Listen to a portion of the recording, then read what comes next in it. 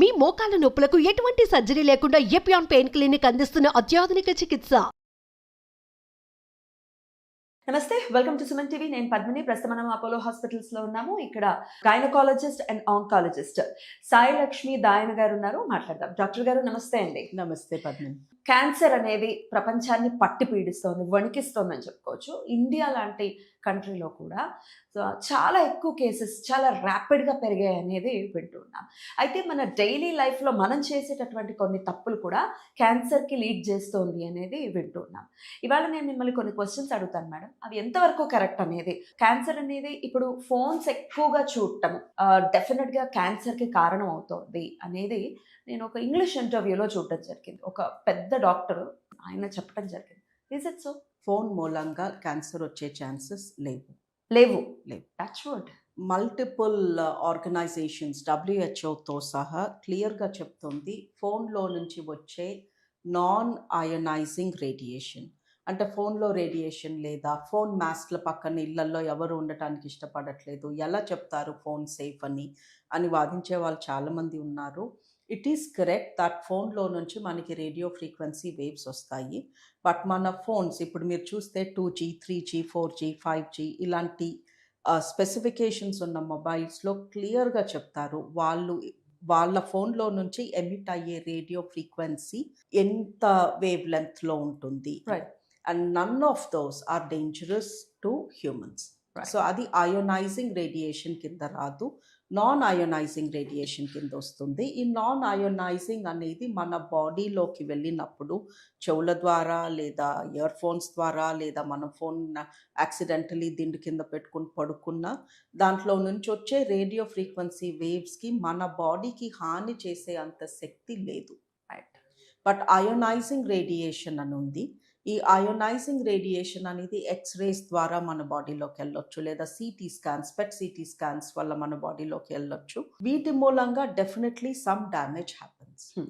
Technology నుంచి radio frequency వస్తుంది, దాని మూలంగా నేను డ్యామేజ్ అవుతున్నాను, రోజు మొత్తం ల్యాప్టాప్ పక్కన కూర్చుంటే నాలోకి వేవ్స్ వెళ్తున్నాయా అన్నప్పుడు దాన్ని హర్ట్స్ ఎంత, అది అయోనైజింగ్ కింద వస్తుందా non ionising. And mobiles definitely come under non ionising radiation. So madam, మీరు ఇందాక అన్నారు ఎక్స్రేస్ కానీ లేకపోతే ఈ స్కాన్స్కే కానీ వెళ్ళినప్పుడు క్యాచ్ చేసే పరిస్థితి ఉంటుంది అని. మీరు ఒక గైనకాలజిస్ట్ కాబట్టి ఆ పాయింట్ ఆఫ్ వ్యూలో కూడా చెప్పండి. ఇప్పుడు మనం కన్సీవ్ అయిన తర్వాత రకరకాల స్కాన్స్ అనేవి చెప్తూ ఉంటారు. కొన్ని ఎక్కువగా ఎక్సెసివ్గా స్కాన్స్ కూడా రాస్తుంటారు, బికాస్ బేబీ ఎట్లా గ్రో అవుతుందని తెలుసుకోవడం కోసం. మరి అప్పుడు ప్రెగ్నెంట్ లేడీ కానీ బేబీ కానీ ఈ క్యాన్సర్ని క్యాచ్ చేసే పరిస్థితి ఉంటుందా because of the scannings and all? Not at all అండి. Ultrasound scan is 100% safe. Ultrasound స్కాన్లో అసలు రేడియో ఫ్రీక్వెన్సీనే లేదు. It uses a totally different type of technology called ultrasound waves. So all the pregnancy scans are safe. And MRI scan అని ఒక scan చేస్తాము, అది కూడా మ్యాగ్నెటిక్ వేవ్స్ని యూజ్ చేస్తుంది. That is also 100% safe.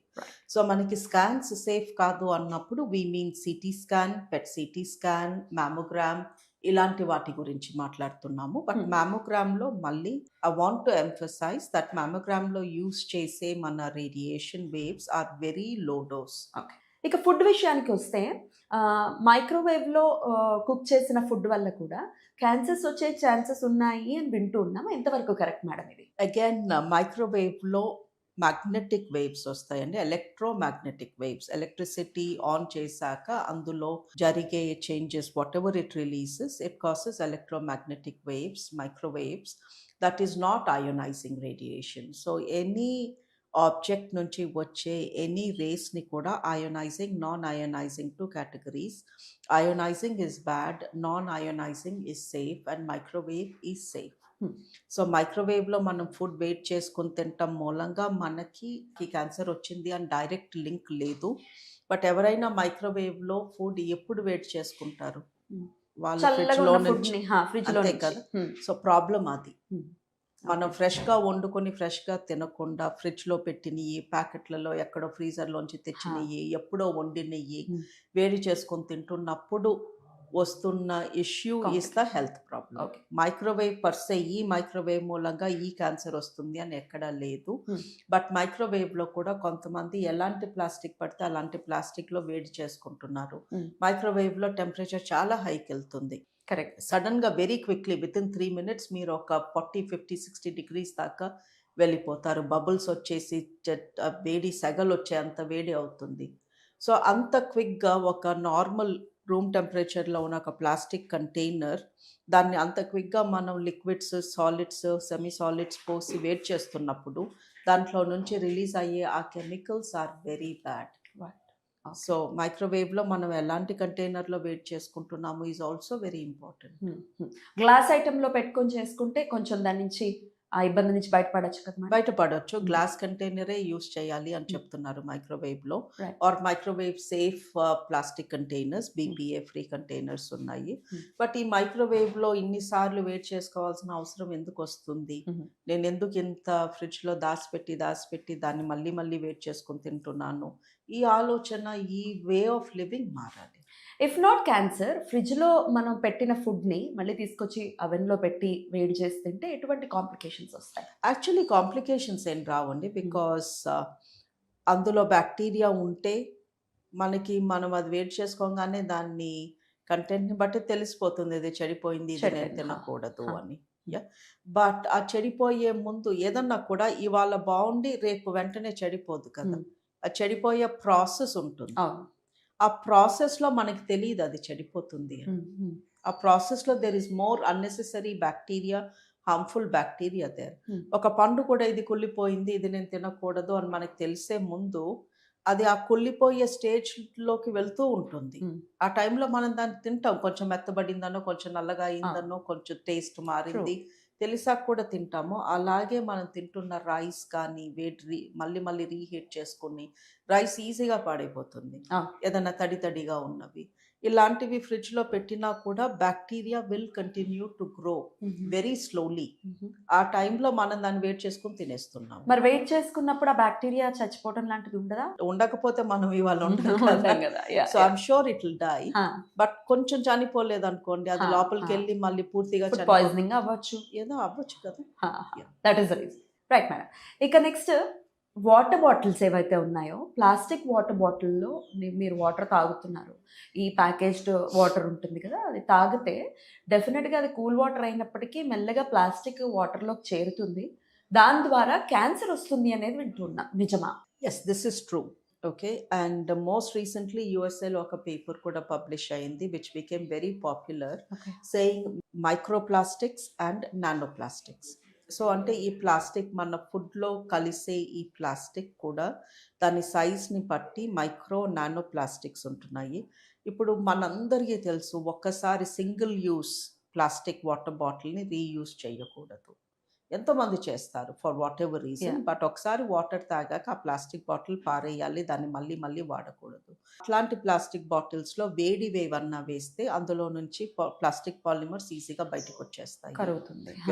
So ఇవన్నీ మనం పాటించామనుకోండి, మనం ఇంట్లో మనం కొనుక్కునే ప్లాస్టిక్ కంటైనర్స్ కూడా BPA ఫ్రీ కొనుక్కోమంటున్నారు. Because the BPA chemical can be dangerous to humans. And అట్లాంటప్పుడు మైక్రోవేవ్లో ఈ BPA ఫ్రీ ప్లాస్టిక్ దాంట్లో మనం వెయిట్ చేసుకున్న ఏం కాదు. పిల్లలు లంచ్ బాక్స్ కూడా ప్లాస్టికే ఫర్ కన్వీనియన్స్, లైట్ వెయిట్ అని వాట్ ఎవర్. సో మన ప్లాస్టిక్ వాడకం ఎవ్రీడే జరుగుతూనే ఉంది. ఓకే, మనం ఎంత జాగ్రత్తగా ఉన్నా కూడా what they are saying is ఈ సింగిల్ యూస్ వాటర్ బాటిల్లో నుంచి కూడా మల్టిపుల్ నానో పాలిమర్స్, ఈ ప్లాస్టిక్లో నుంచి వచ్చే చిన్న చిన్న చిన్న పార్టికల్స్ ఆ వాటర్లో కలుస్తున్నాయి. ఇప్పుడు మీరు ఆలోచిస్తే పొద్దున్న మన పాలు ప్యాకెట్లో ప్లాస్టిక్ ప్యాకెట్లోనే వస్తున్నాయి, పెరుగు ప్లాస్టిక్ ప్యాకెట్లోనే వస్తుంది. మీరు ఎంతమందిని టీ కూరలు కర్రీ పాయింట్వి తెచ్చుకుంటారు చూడండి, ప్లాస్టిక్ కవర్స్లో తెచ్చుకుంటారు. టీ కూడా యూజ్ అండ్ త్రో, అది పేపర్ అది అయినప్పటికీ దాని చుట్టూతల కూడా ప్లాస్టిక్ ఉంటుంది లోపల, to make it heat proof and to make it water proof. అది ఆగడానికి అసలు వాటర్ ప్రూఫ్, అది కూడా డేంజరస్ అన్నమాట. Everything will release in to the liquid అండి. సో మనం పొద్దున్న లేచిన కాడ నుంచి రాత్రి పడుకునే వరకు, ఒకప్పుడు ప్లాస్టిక్ అనేది కంటిన్యూస్లీ మన కూరగాయలు ప్లాస్టిక్లోనే వస్తున్నాయి, పాలు, పెరుగు, నీళ్లు, ఎవ్రీథింగ్. Yeah. ఒకప్పుడు ట్యాప్లో పట్టుకుని నీళ్ళు తాగేవాళ్ళం, ఇప్పుడు 10 లీటర్ మినరల్ వాటర్ బాటిల్స్లో Yeah. నుంచి మనం మీరు స్టీల్ జార్లో పోసుకోండి, ఇంకెందులోనో రాగి బిందెలో పోసుకోండి, అది వచ్చింది ఎందులో? ప్లాస్టిక్లో. మన వాటర్ ఫిల్టర్స్ లోపల కంటైనర్ అంతా రాగితో ఉందో, స్టీల్తో, స్టెయిన్లెస్ స్టీల్తో ఉంది అని అంటున్నారు కదా. వాట్ ఎవర్ అండి, బట్ వీఆర్ యూజింగ్ ప్లాస్టిక్లో తెచ్చుకుని మళ్ళీ తిరిగి అవి మన సాటిస్ఫాక్షన్ కోసం ఇంకెందులోనో పోసుకుంటున్నాం తప్ప. Huh. ఒకప్పుడు పాలు ప్లాస్టిక్ కవర్లో ర్యాప్ చేసి రాలేదు, పెరుగు అలా రాలేదు, కూరగాయలు అలా రాలేదు. Everything is surrounded by plastic.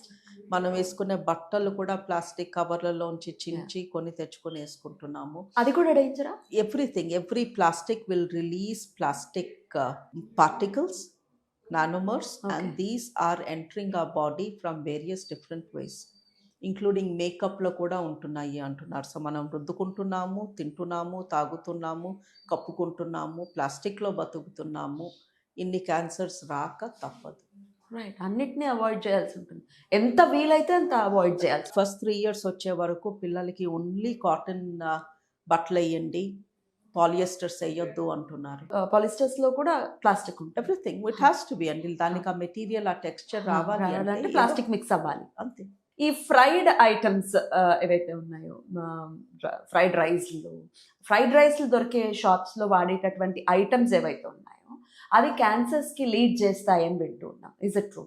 I think వాళ్ళ లాజిక్ ఏంటి అంటే, ఫ్రైడ్ రైస్ ఆర్ బిర్యానీలో మనము చాలా మసాలాస్ వేస్తాము, అండ్ ఈ మసాలాస్లో ఉండే కల్తీ మూలంగా రంగులు కలుపుతున్నారు. టేస్ట్ని బ్యాలెన్స్ చేయడానికి టేస్టింగ్ సాల్ట్ అనేది ఏదో వస్తుంది, అది వేసేస్తే ఎంత దరిద్రంగా ఉండినా అది మాత్రం సూపర్ టేస్ట్గా వచ్చేస్తుందని వినడం జరిగింది. MSG అనే ఒక కెమికల్ ఉంది, which they use in Chinese recipes. చాలా కామన్గా వాడతారు. ఇన్ఫాక్ట్ ఎవ్రీ చైనీస్ రెసిపీలో వేస్తారు, కావాలంటే ఒక చిటికెడు వేసుకోండి అని చెప్పి. అజినోమోటో అని ఇస్తారు. టర్మరిక్లో అంతా సగం ఎల్లో రంగు, కారంలో సగం ఎర్ర రంగు. ఈ రంగులు అండ్ టు మేక్ చీప్, ఒక ఎక్స్పెన్సివ్ ప్రోడక్ట్ని చీప్గా తయారు చేయడానికి కల్తీలు, రంప పొట్టని, ఇవన్నీ అవని వాట్ ఎవర్. సో ఇవన్నిటి మూలంగా మనము ఏదన్నా స్పెషల్ ఐటమ్ చేసుకోవాలి, అందులో రకరకాల మసాలాలు మనకు అవసరం ఉన్నప్పుడు మన ప్రాబ్లం ఏంటి అంటే, మనం కొనుక్కుంటున్న ఈ మసాలాల్లో సగం కెమికల్స్ అన్నీ పడుతున్నాయి. అండ్ ఫర్ దిస్ రీజన్ బయట అండ్ రంగు రెస్టారెంట్స్లో ఉండే చాలా కర్రీస్లో, స్వీట్స్లో you see lot of colour, and that colour is very very bad. ఇది క్యాన్సర్స్కి లీడ్ చేస్తుందా? లీడ్ చేస్తుంది అండి. ఇప్పుడు మనం రంగేసిన కల్తీ పసుపు వేసిన ఒక కూర తిన్నాము, తర్వాత కల్తీ కారం వేసిన ఒక రైస్ తిన్నాము, ఆ తర్వాత రంగేసిన ఒక స్వీట్ తింటాను, అదే రోజు కూల్ డ్రింక్ తాగుతాను, ఆ కూల్ డ్రింక్ నిండా రంగు, షుగర్. ఈ తర్వాత ఒక ప్లాస్టిక్ బాటిల్లోంచి ఎప్పటి నుంచో ఉన్నది ఇంకేదో టీ తాగుతాను. ఇవన్నీ బాడీలోకి వెళ్తుంటే బాడీ ఎక్కడని ఎన్నని తను మన ఒక బాడీ రికవర్ చేసుకోగలదండి. మన బాడీకి సఫిషియంట్ టైం ఇస్తే ఇట్ విల్ రికవర్. దాని అంతటా అదే అది క్లెన్స్ చేస్తుంది. మనం పడుకున్నప్పుడు బాడీ రిపేర్ అవుతుంది, బట్ ఫస్ట్ సరిగా స్లీప్ ఉండాలి. అండ్ స్ట్రెస్ మూలంగా రిపేర్ మెకానిజం దెబ్బతింటుంది. స్ట్రెస్ తగ్గించుకోవాలి. ఇప్పుడు ఎవరైనా టీ తాగొద్దంటారు, పాలు తెచ్చుకోవద్దంటారు, వాటర్ తాగొద్దంటారు, ఎలా బతకాలి? కొంతమంది కర్రీ పాయింట్స్ పైనే బతుకుతారు, పాపం వాళ్ళకి వేరే దారి లేదు. వాళ్ళంతా ఏం చేయాలి అంటే, we need to get a balance. మన రొటీన్ లైఫ్లో ఎక్కడ ప్లాస్టిక్ని తగ్గించేయాలి. ఒకరోజు సాఫ్ట్ డ్రింక్ తీసుకున్నారు అండ్ బిర్యానీ తిన్నారు, ఇంకేదో బాగా స్వీట్స్ తినేశారు, ఆ రోజు next meal should be something very simple, very light and very easily digestible. అప్పుడు మధ్యాహ్నం జరిగిన ఇన్సల్ట్ని పొట్టకి కొంచెం టైం ఇవ్వండి, అది కోలుకోవడానికి, ఆ లోపలేసిన చెత్తంతా అది బయటికి తీసేయటానికి. మళ్ళీ వెంటనే మళ్ళీ మళ్ళీ మళ్ళీ రిపీటెడ్గా ఒక బాడీని మనం అలా దెబ్బతీస్తుంటే గివప్ చేస్తున్న ఈ లోపు ఏదో ఒక డ్యామేజ్ జరుగుతుంది. ఈ ఫుడ్ కలర్స్ వేసిన ఫుడ్ తింటే ఎటువంటి క్యాన్సర్స్ వస్తాయి? ఏదైనా కూడా ఒక క్వాంటిటీ మించకూడదు. So that is, so basically ఏ ఫుడ్ కలర్ కూడా మంచిది కాదు యాక్చువల్లీ. స్ట్రెస్ అనేది ఇవాళ రేపు ఎంత ఉందో చెప్పచ్చు. అది వర్క్ స్ట్రెస్, లేకపోతే ఫైనాన్షియల్ స్ట్రెస్, ఇట్లా రకరకాల స్ట్రెస్లు అనేవి చాలా రకాలు ఉన్నాయి. అయితే పర్టికులర్గా వర్క్ ప్రెషర్ అనేది చాలా ఉంది. ఇది డెఫినెట్గా క్యాన్సర్కి లీడ్ చేస్తుంది అనే మాట గట్టిగా వినపడుతుంది. ఎంతవరకు నిజం? బాడీ రిపేర్ అయితేనే మన బాడీలో జరుగుతున్న ఎర్లీ చేంజెస్ పోతాయి. ఇప్పుడు ఏ క్యాన్సర్ కూడా ఒక్కరోజు గబుక్కున వచ్చేయదు. సో బాడీలో తల నుంచి కాళ్ళ వరకు తేడాలు జరుగుతూనే ఉంటాయి. మన గాలి మూలంగా, మనం తినే ఆహారం మూలంగా, లేదా మన ఫ్యామిలీలో క్యాన్సర్ వచ్చే ఛాన్సెస్ ఎక్కువ ఉంటాయి. కొన్ని ఫ్యామిలీస్‌లో క్యాన్సర్స్ రన్ అవుతాయి. అలాంటప్పుడు చిన్న డ్యామేజ్ కూడా క్యాన్సర్ కింద మారిపోవచ్చు. సో బాడీలో ఈ జరిగే చేంజెస్‌ని మ్యుటేషన్స్ అంటాము. అందరిలో ఈ మ్యుటేషన్స్ వాళ్ళు మెలుకువ ఉన్న ప్రతి నిమిషం జరుగుతూనే ఉంటాయి. బట్ మన ఇమ్యూన్ సిస్టమ్ వాటిని తొలగిస్తూ ఉంటుంది. సో ఎప్పుడైతే ఇమ్యూన్ సిస్టమ్‌ని దాటుకుని ఈ మ్యుటేషన్ గెలుస్తుందో అప్పుడు అది ట్యూమర్ కింద, తేడా కింద, క్యాన్సర్ కింద మారే ఛాన్స్ ఉంటుంది. సో మన బాడీలో జరుగుతున్న ఇన్సల్ట్స్ అది రెస్ట్ తీసుకున్న టైంలో, మనం ప్రశాంతంగా ఉన్న టైంలో తొలగిస్తుంది. సో మనం ప్రశాంతంగా ఉండే టైం తగ్గిపోయిందనుకోండి, మనం రెస్ట్ తీసుకునే టైం తగ్గిపోయిందనుకోండి, లేదా మ్యుటేషన్స్ ఎక్కువైపోయినాయి, దెన్ వీ విల్ ఫాల్ ఇల్. అది ఇన్ఫెక్షన్ అవ్వచ్చు, క్యాన్సర్ అవ్వచ్చు, ఏ రకంగా అయినా మనం జబ్బు పడవచ్చు. బీపీ లాంటివి, షుగర్ ఇలాంటి ఇల్నెసెస్ కూడా రావచ్చు. అండ్ వీటితో పాటు విటమిన్స్ కూడా తక్కువ ఉన్నాయి అనుకోండి, ఎస్పెషలీ విటమిన్ డి డెఫిషియన్సీ ఉన్న వాళ్ళలో ఇమ్యూనిటీ తగ్గిపోతుంది. And stress is one big risk factor. ఇప్పుడు ఎవరైనా నువ్వు స్ట్రెస్ తీసుకోకు అంటే ఎలా తీసుకోరు? స్ట్రెస్ ఎలా? ఉన్నప్పుడు హా. తీసుకోకుండా ఎలా ఉంటాము? Yeah, yeah. ఆర్ స్ట్రెస్ తగ్గించుకో. ఎలా తగ్గించుకోవాలి? అది తెలిస్తే నేను ఫస్ట్ నా స్ట్రెస్ తగ్గించుకుంటాను పక్కన వాళ్ళకి చెప్పే ముందు. సో స్ట్రెస్ తగ్గించుకోవడం అంటే మన చుట్టుపక్కల సిట్యువేషన్ని బట్టి. Right. బట్ ఎంత స్ట్రెస్ఫుల్గా ఉన్నా మనకి స్ట్రెస్ తగ్గడానికి మనం ఏం చేస్తామో, ఒక వాక్ చేయడమో, లేదా కొంతసేపు మ్యూజిక్ వినడమో, లేదా చిన్నపిల్లల్ని చూస్తూ కొంతసేపు ఆటలాడుకోవడము, ఏదో ఒకటి ఇలాంటి వాటికి మనం Deviation టైం ఉండాలి. చేసుకుని డీవియేట్ అవుతే తప్ప. కొంతమందికి మెడిటేషన్ చాలా బాగా పనిచేస్తుంది. Mm. జస్ట్ ఒక 5 minutes డీప్ బ్రీత్ తీసుకుంటారు, అదే సిట్యువేషన్ ఇంకొంచెం బెటర్గా హ్యాండిల్ చేయగలను అనిపిస్తుంది. సో ఎవరికి వాళ్ళు ఏదో ఒక 2-3 వాళ్ళకి నచ్చే విధంగా స్ట్రెస్ తగ్గించుకునే మార్గాన్ని ఎంచుకోవాలి. ఎంచుకోవాలి. హా, హా. లేకపోతే మన కరెంట్ లైఫ్ స్టైల్లో Yeah. మన చుట్టూతో ఉన్న ఇన్ని స్ట్రెస్ఫుల్ సిట్యువేషన్స్లో it will become very difficult. Cancer కి డెఫినెట్ గా లీడ్ చేస్తుందని నమ్మచ్చా? ఏదన్నా కూడా మన ఇమ్యూనిటీ తగ్గితే ఏ రోగం అన్నా మనకి రావచ్చు, ఇంక్లూడింగ్ క్యాన్సర్. రైట్. ఈ రెడ్ మీట్లో రెడ్ మీట్ తినటం అనేది డెఫినెట్గా చాలా డేంజరు అని వింటున్నాం. క్యాన్సర్కి దారి తీస్తుంది అని వింటున్నాం. ఇది నాన్ వెజ్ అంత డేంజరా మేడం? లుక్ అండి, నాన్ వెజ్ కొన్ని ఇప్పటి నుంచి తింటున్నారు పీపుల్. నాన్ వెజ్ తినడం ఇస్ వెరీ నార్మల్. అండ్ మన ఇళ్ళల్లో కూడా చాలాసార్లు అట్లీస్ట్ వన్స్ వీక్ మటన్ అని, కొన్ని కమ్యూనిటీస్లో పోర్క్ తింటారు, బీఫ్ తింటారు. సో రెడ్ మీట్ ఎప్పటి నుంచో people have been eating. But ఈ మధ్యన ఎక్కువగా ఏం చూస్తున్నాము అంటే రెడ్ మీట్ తినే వాళ్ళలో పేగు క్యాన్సర్ ఎక్కువ కనిపిస్తుంది, కొలోరెక్టల్ క్యాన్సర్. ఎందుకు అని ఆలోచిస్తే రెడ్ మీట్ అంటే ఆ రెడ్ ఎందుకంటే అందులో రక్తం ఉంటుంది. వాళ్ళ చికెన్లో, ఫిష్లో, ప్రాన్ తెల్లగా ఉంటుంది వాటి మాంసం, ఎందుకంటే వాటిలో రక్తం తక్కువ. సో ఎవరైనా బాగా రక్తం పట్టాలి అంటే కూడా మేక మాంసం అని, వాటి బోన్స్తో సూప్ అని అలా తింటారు.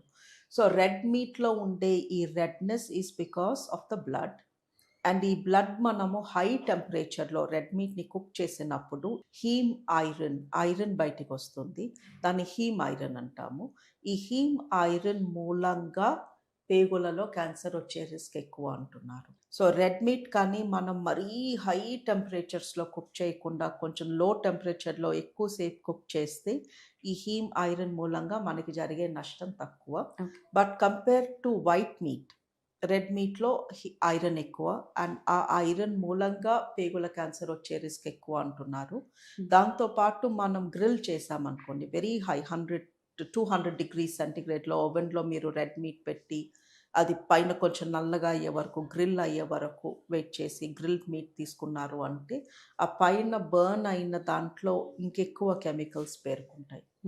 సో రెడ్ మీట్ తింటే గ్రిల్ చేసి తినొద్దు అని అంటున్నారు. And it is true that red meat మూలంగా పేగుల క్యాన్సర్ వచ్చే రిస్క్ ఎక్కువ. బట్ అట్లానే సడన్గా అందరూ రెడ్ మీట్ తింటాం మానేయాలి అని అనట్లేదు. అందులో ఉండే పోషకాలు అందులో ఉంటాయి. B12 ఎక్కువ ఉంటుంది, ఐరన్ ఎక్కువ ఉంటుంది. And so it doesn't mean we should stop eating red meat, but maybe quantity limit చేయాలి, ఫ్రీక్వెన్సీ లిమిట్ చేయాలి. And better not to grill the meat. ఇంకొక ప్రశ్న మేడం, ఈ మా హస్బెండ్ పాన్ ఎక్కువ తింటున్నాడు, 15 పాన్స్ డే కూడా తీసుకుంటూ ఉన్నాడు. సో నోట్లో అంత వైట్ ప్యాచెస్ అనేది ఏర్పడుతూ ఉన్నాయి. సో ఇది డెఫినెట్గా క్యాన్సర్ కింద మారుతుంది అనుకోవచ్చా, ఇది ఫస్ట్ స్టేజా అని ఒకళ్ళు ఎవరో అడగడం జరిగింది. What is your answer? ఎప్పుడైనా స్కిన్ పైన నోట్లో కానీ వెజైనా ఎంట్రన్స్లో కానీ మోషన్ హోల్ దగ్గర కానీ వైట్ ప్యాచెస్ కనిపిస్తే అది ప్రీ క్యాన్సర్ లక్షణం. రైట్. ఓకే, సో ఎస్పెషలీ నోట్లో వైట్ ప్యాచెస్ మీన్స్ అక్కడ ఒక పుండు పడబోతుంది, అది క్యాన్సర్ పుండు కాబోతుంది. సో డెంటిస్ట్లు కూడా చెప్తారు నోట్లో వైట్ ప్యాచ్ ఉంది, బయాప్సీ తీపించుకోండి అని ఎప్పుడన్నా నోటీస్ చేస్తే. And 15 pans per day is obviously too much. And మన కంట్రీలో unfortunately gutka is very very very common. చాలా మందికి అది లేకపోతే రోజు గడవదు అన్నట్టు continuously packet after packet after packet ఇలా గుట్కా నములుతూ చప్పరిస్తూ ఉంటారు. అది కూడా very high risk of mouth cancer. Because irritate చేస్తుంది, అక్కడ స్కిన్ని అది ఇరిటేట్ చేస్తుంది. ఆ కెమికల్ మూలంగానే వాళ్ళకి మంచిగా అనిపిస్తుంది, బట్ ఆ కెమికల్ స్కిన్ని డ్యామేజ్ చేస్తుంది. డ్యామేజ్ అయిన స్కిన్ తెల్ల ప్యాచ్ కింద పడుతుంది, ఆ తెల్ల ప్యాచ్ దగ్గర ఫ్యూచర్ క్యాన్సర్ వస్తుంది. ఒక గైనకాలజిస్ట్గా చెప్పండి, బ్రెస్ట్ ఫీడింగ్ అనేది చాలా చాలా ఇంపార్టెంట్. ఏ మదర్కైనా లాక్టేటింగ్ అనేది ఖచ్చితంగా ఇవ్వాలి అనేది డాక్టర్స్ చెప్తూ ఉంటారు, లాక్టేషన్ చేయాలి. కానీ బ్రెస్ట్ ఫీడ్ ఇస్తే డెఫినెట్గా బ్రెస్ట్ సాగి అయిపోతుందనో, అందం పోతుందనో కొంతమంది ఆడవాళ్ళు భావించేటటువంటి పరిస్థితుల్లోనే ఉన్నారు. కానీ బ్రెస్ట్ ఫీడ్ ఇస్తే క్యాన్సర్స్ని డెఫినెట్గా అవాయిడ్ చేసే పరిస్థితి ఉంటుంది, క్యాన్సర్స్ రాకుండా ఉంటాయనేది కూడా వింటున్నా. ఏది నిజం ఇందులో? లుకండి, ఏ బాడీ పార్ట్ అన్నా అది ఎందుకుంది అండ్ అది ఎందుకుందో అది నేను ఉపయోగించుకున్నాను. గర్భసంచి ఉంది పిల్లల్ని పుట్టించడానికి, నేను నా గర్భసంచిని ఉపయోగించుకున్నాను. రొమ్ము ఉంది పిల్లలకి పాలు ఇవ్వడానికి, నేను నా రొమ్ముని అది చేయాల్సిన పని చెయ్యనిచ్చానా? ఏదన్నా బాడీ పార్ట్ మనం ఉపయోగించుకోకపోతే అందులో క్యాన్సర్ వచ్చే ఛాన్స్ ఎక్కువ. This applies to any part of the body. So బాడీని మనం అది ఎందుకుందో ఆ ఆర్గన్ని దానికి ఉపయోగించాలి. ఓకే, అండ్ బ్రెస్ట్ ఫీడ్ చేస్తే క్యాన్సర్స్ తగ్గుతాయి అని చెప్తాము. అది డైరెక్ట్గా బ్రెస్ట్కి లింక్ కాదు. పీరియడ్స్ మూలంగా ఎన్ని ఎక్కువ పీరియడ్స్ ఒక లేడీకి వస్తే వాళ్ళ క్యాన్సర్ రిస్క్ అంత ఎక్కువ. ఎన్ని ఎక్కువ పీరియడ్స్, మెన్స్ట్రల్ సైకిల్స్, ఒక లేడీకి ఎన్ని ఎక్కువ మెన్స్ట్రల్ సైకిల్స్ వస్తే వాళ్ళకి క్యాన్సర్ వచ్చే రిస్క్ అంత ఎక్కువ. ఎస్. సో ప్రెగ్నెన్సీ అప్పుడు పీరియడ్స్ రావు, బ్రెస్ట్ ఫీడింగ్ అప్పుడు రావు. సో బ్రెస్ట్ ఫీడింగ్ మూలంగా, ప్రెగ్నెన్సీ మూలంగా క్యాన్సర్స్ తగ్గుతాయి, బికాస్ ఆ టైంలో వాళ్ళకి పీరియడ్స్ ఉండవు. That is the logic. Okay, and బ్రెస్ట్లో ఉన్న డక్ట్స్ అవన్నీ మిల్క్ రిలీజ్ చేయడానికి రెడీగా ఉంటాయి డెలివరీ తర్వాత. మనం అది చేయాల్సిన పని చేయనివ్వట్లేదు అనుకోండి, for any reason. Breast feeding ఎందుకు ఇవ్వట్లేదు అంటే మల్టిపుల్ రీజన్స్ చెప్తారు పీపుల్. అందమే అనుకోవచ్చు, కన్వీనియన్సో, లేదా నిజమా మేడం? బ్రెస్ట్ ఫీడింగ్ చెయ్యని వాళ్ళలో కూడా ప్రెగ్నెన్సీ తర్వాత బ్రెస్ట్ సాగింగ్ ఉంటుంది. సో అది ఫీడ్ చేసిన మూలంగా బ్రెస్ట్ లూజ్ అయిపోయింది కాదు, బికాస్ ప్రెగ్నెన్సీలో బ్రెస్ట్ ఎన్లార్జ్ అవుతుంది, ప్రెగ్నెన్సీ అయిపోయాక నార్మల్ సైజ్కి వస్తుంది. బట్ ఈ ఎన్లార్జ్ అయిన స్కిన్ అలాగే ఉండిపోయి ఆలాడుతుంది. సో బ్రెస్ట్ మొత్తం కిందకి జారినట్టు అనిపిస్తుంది. బ్రెస్ట్ ఫీడింగ్ చెయ్యని వాళ్ళల్లో కూడా బ్రెస్ట్ సాగ్ అవుతుంది. సో దానికోసం నేను చెయ్యను అంటే వాళ్ళు they are taking a totally wrong approach. అది అనవసరంగా క్యాన్సర్ రిస్క్ పెంచుతుంది. మీ పీరియడ్స్ అన్నారు కాబట్టి ఇర్రెగ్యులర్ పీరియడ్స్ అంటే 2 monthsకో 3 monthsకో వస్తుంది, ఇది కూడా లీడ్ చేస్తుందా క్యాన్సర్కి? ఎస్ అండి. ఇప్పుడు body time to time clean అయిపోవాలి. మోషన్ అనేది రోజుకు ఒకసారి వెళ్ళాలి, యూరిన్ అనేది ఎవ్రీ 4 to 6 hours వెళ్ళాలి, నోరు అనేది రోజుకు ఒకసారి 2 సార్లు చక్కగా బ్రష్ చేసుకోవాలి. ఏదన్నా body part time to time clean అవ్వకపోతే కంపు కొడుతుంది, కుళ్ళిపోతుంది, చెడిపోతుంది. యూట్రస్ కూడా అంతే, నెలకు ఒకసారి అది క్లీన్ అవ్వాలి.